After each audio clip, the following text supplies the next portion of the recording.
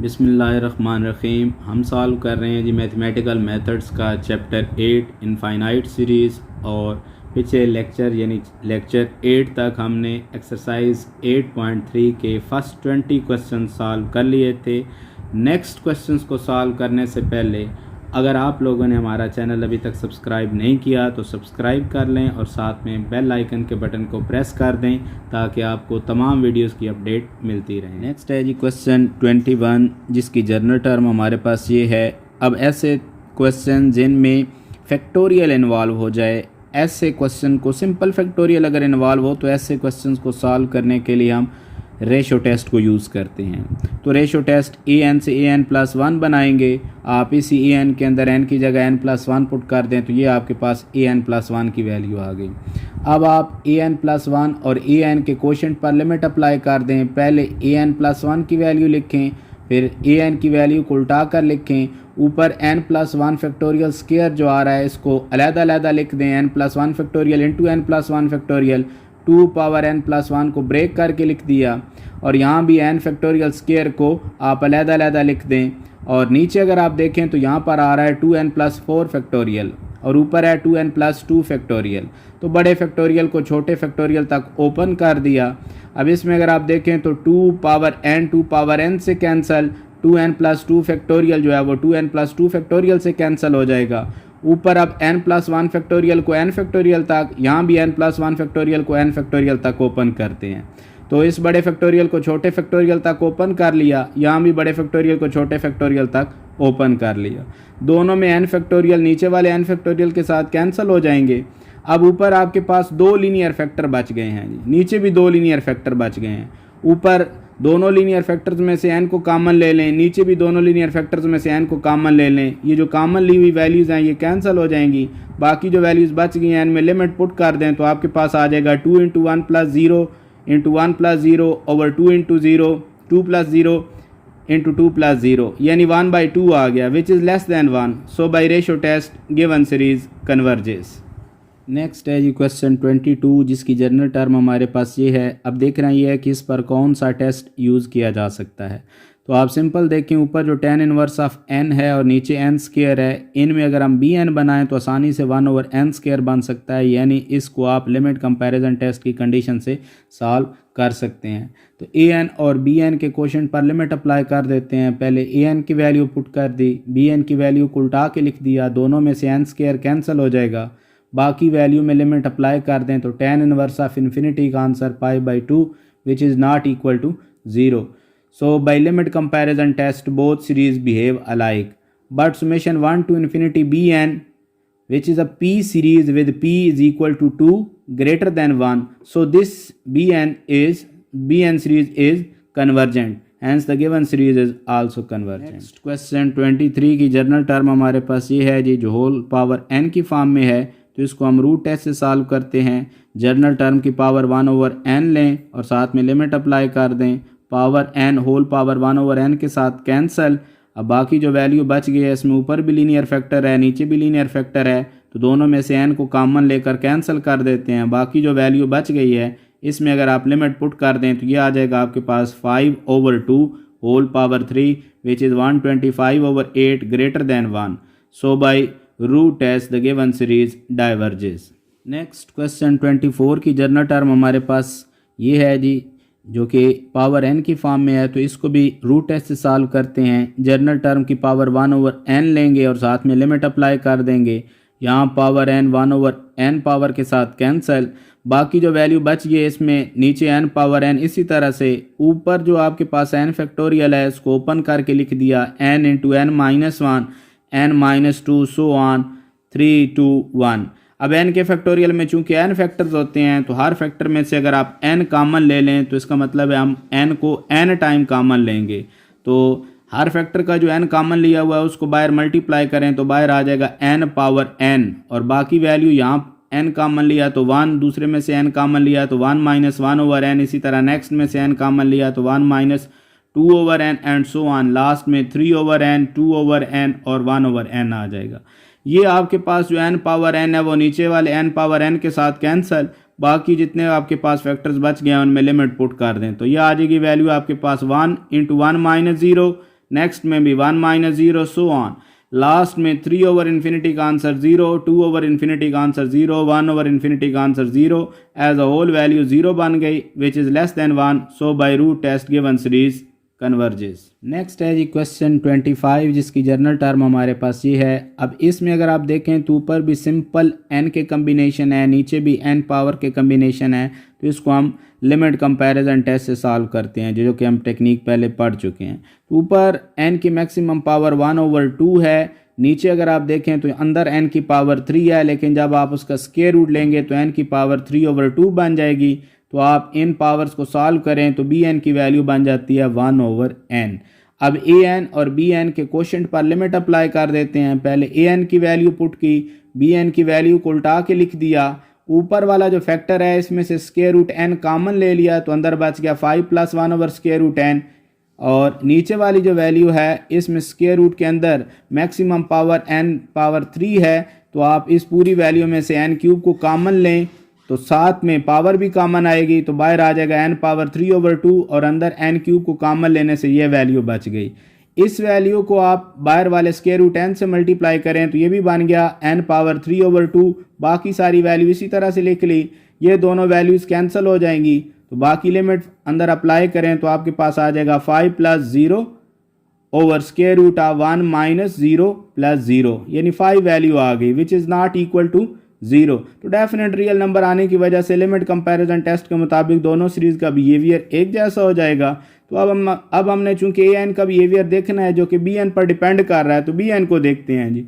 But summation 1 to infinity bn which is 1/n is a p series with p is equal to 1, so it is divergent, hence the given series is also divergent। Next है जी question 26 जिसकी journal term हमारे पास ये है। इसमें simple factorial involve है, इसलिए इसको रेशो टेस्ट से सॉल्व करेंगे। an से an+1 बना लिया, अब an+1 और an के क्वोशंट पर लिमिट अप्लाई करेंगे। पहले an+1 की वैल्यू लिखी और साथ में an की वैल्यू को उल्टा दिया, यहाँ पर 2 पावर n+1 को ब्रेक कर दिया और नीचे इसी तरह से n+2 का जो फैक्टोरियल है उसको छोटे फैक्टोरियल तक ओपन कर दिया। जो वैल्यू कैंसिल होती है उसको कैंसिल कर दें। नेक्स्ट स्टेप में आप ऊपर से 2 पावर n और इसी तरह नीचे से भी 2 पावर n को कॉमन ले लें और उनको आपस में कैंसिल कर दें।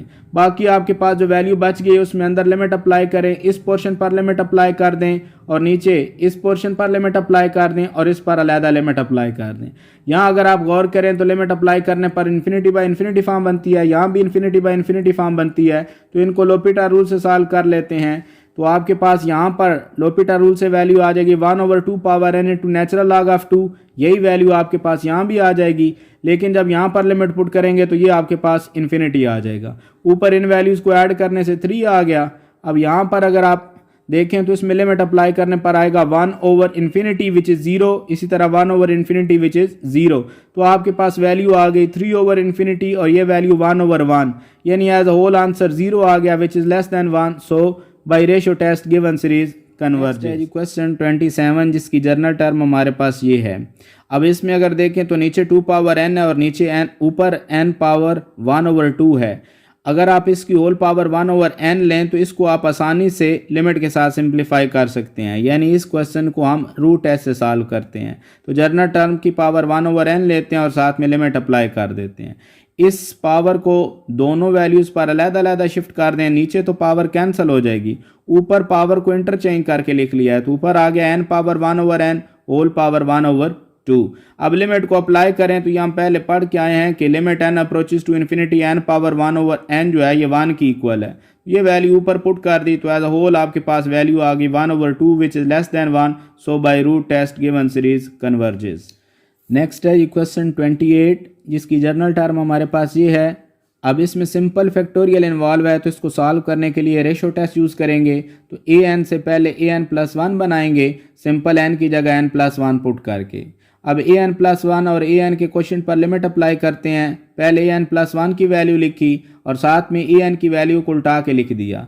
अब यहाँ जो आपके पास आ रहा है n+1 पावर n+1, इसको ब्रेक कर लिया n+1 power n into n+1 की फॉर्म में। इसी तरह 2 पावर n+1 को ब्रेक करके लिख लिया 2 पावर n इंटू 2। और नीचे जो आपके पास आ रहा है n+3 फैक्टोरियल, ये बड़ा फैक्टोरियल है, ऊपर n+2 फैक्टोरियल छोटा फैक्टोरियल है तो इस बड़े फैक्टोरियल को छोटे फैक्टोरियल तक ओपन कर लिया। अब जो वैल्यूज़ कैंसिल होती हैं उनको कैंसिल कर दें, 2 पावर n से cancel, n plus 2 factorial n plus 2 factorial से कैंसिल।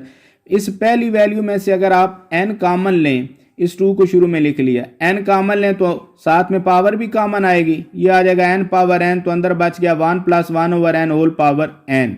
और ये सिंपल आपके पास लीनियर फैक्टर है, इस जैसा लीनियर फैक्टर नीचे है तो लीनियर फैक्टर के साथ सॉल्व करेंगे तो यहाँ से भी n कॉमन ले लेते हैं और नीचे से भी n कॉमन ले लेते हैं।